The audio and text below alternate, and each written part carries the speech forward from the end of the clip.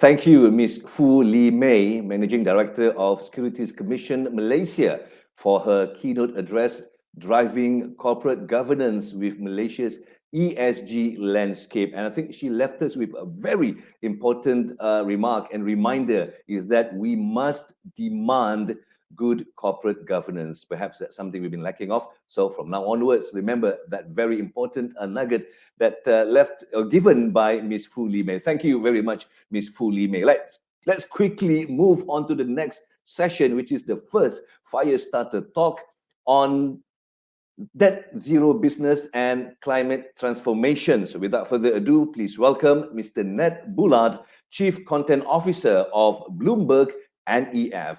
Mr. Ned Bullard, over to you.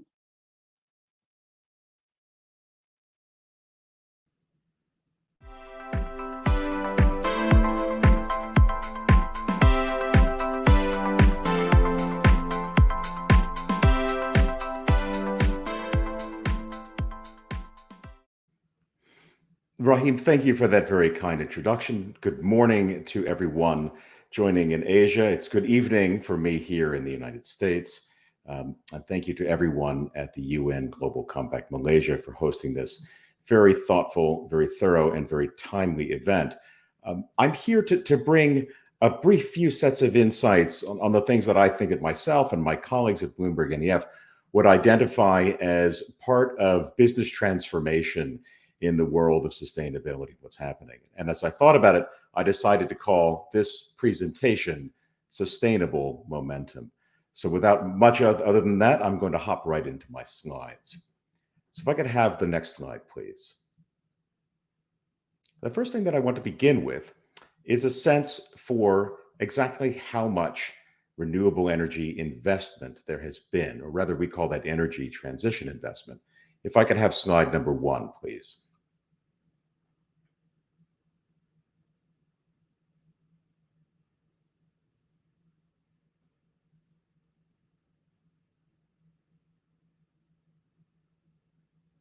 Thank you. Slide number 1. So energy transition investment is not just what we think of as things like wind or solar or bioenergy or geothermal. It includes things like electrified transportation. It includes things like heating. It includes things like hydrogen. And what we've seen is a scaling in the last decade and a half of about 15-fold of the amount of money that is being invested, from less than $50 billion to more than half $1 trillion in the last year. Could I have the next slide, please?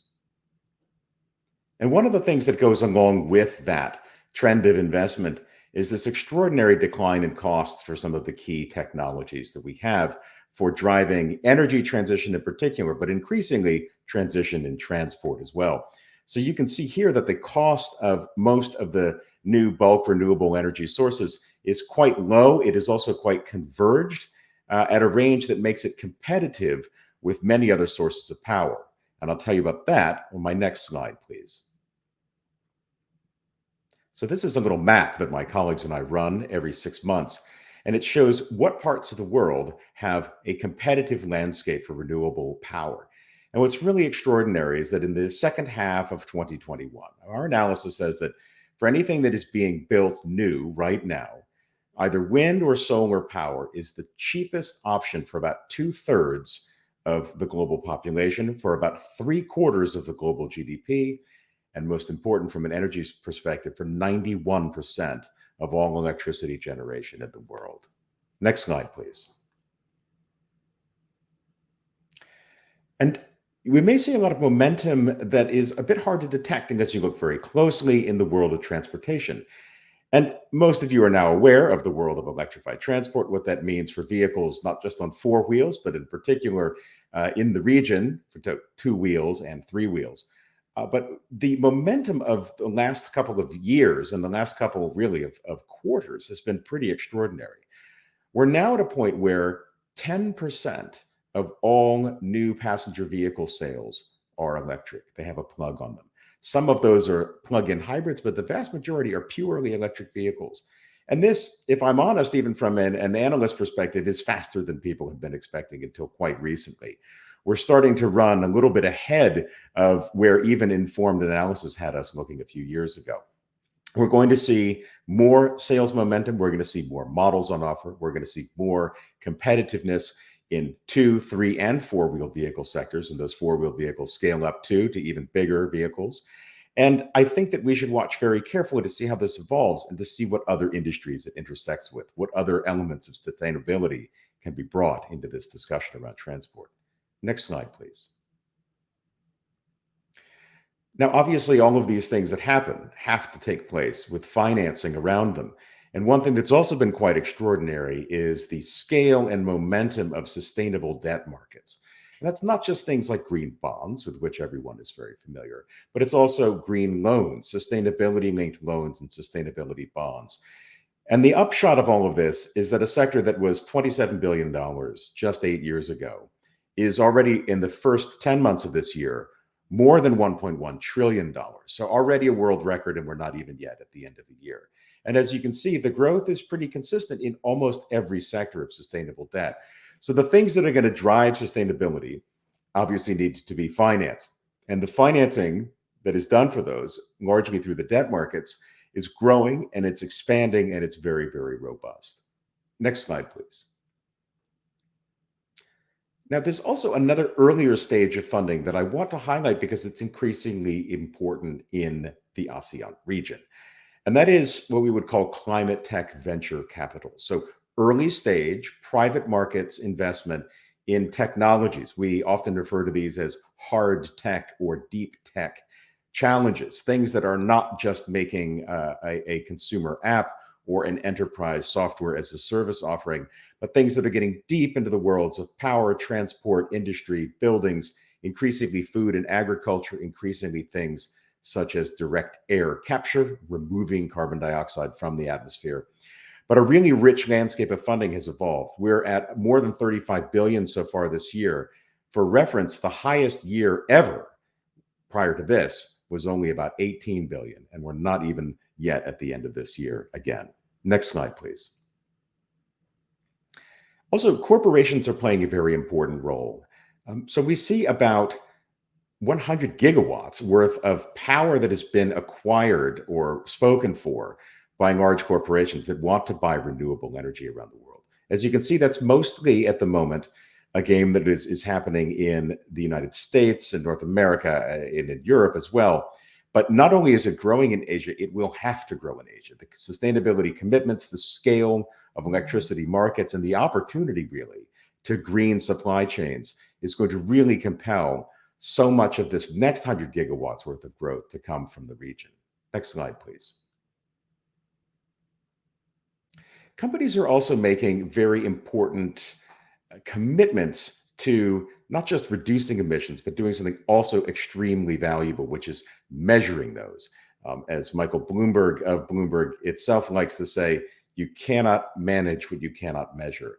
And a key part of that is managing risk, and a key part of that is managing climate risk. So the TCFD, the Task Force for Climate-Related Financial Disclosures, is a platform that is helping create unified standards for how we report on climate risk.